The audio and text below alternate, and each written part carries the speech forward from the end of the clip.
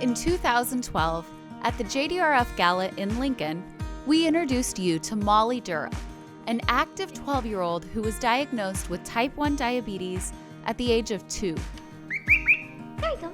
The standout student and swimmer was just starting to push for more independence. Now we're having to deal with the fact that she's become a little bit older, she wants to do things independently, she wants to babysit and do things like that that are natural for someone her age. There's a lot of conversations Sean and I have how to continue that sense of normalcy for her. It would be so much better if when Molly is grown up and done with school and doing the thing that she wants to do, that diabetes is just not going to be a part of that.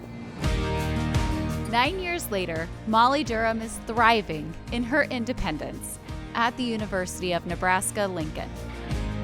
The senior, majoring in biology, who served as president of the governing body of UNL sororities, is ecstatic about a future in healthcare.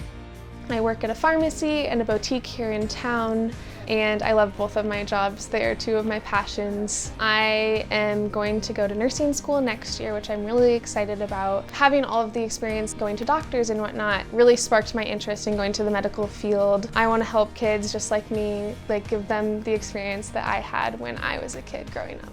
Healthcare has always been so interesting to me. Nursing is so cool because you're on the front lines, you're really getting your hands dirty, and you get all of that patient contact. So to have this opportunity to work as a pharmacy technician and be able to give people vaccines, that's the first step in that direction, which I'm really excited about. I've lived through a lot of changes within the world of diabetes.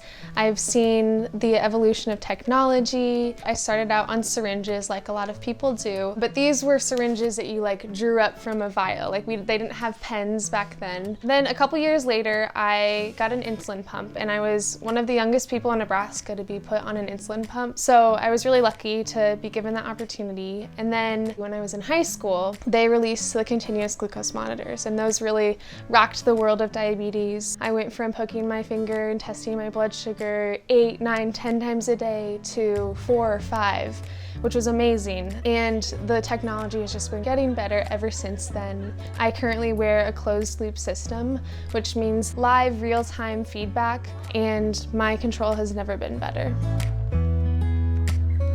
The biggest change in my life is that I feel like I think less and less about having diabetes. It really isn't an inconvenience in my life like it used to be. When I was in high school and I played sports, I would have to stop and I'd have to test my blood sugar. I'd have to eat a snack because my blood sugar was low.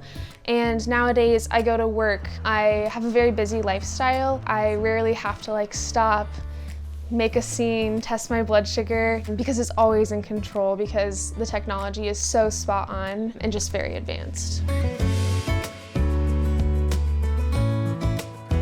JDRF has offered a lot of different things to my family. I'd say overarching hope, because they give you a community of people. I have so many friends that are type 1 diabetics, and it's just so special to be able to talk to someone that knows exactly how you feel. But then also the hope that comes through all of the research and new studies coming out. I think it's really encouraging for my family to see the different research projects that are going on that are all thanks to the funding through JDRF. I'm excited to live effortlessly, not having to think about type 1 diabetes. And I wouldn't be able to live life like I do without organizations like JDRF that fund so much research and give so much hope to families and their loved ones.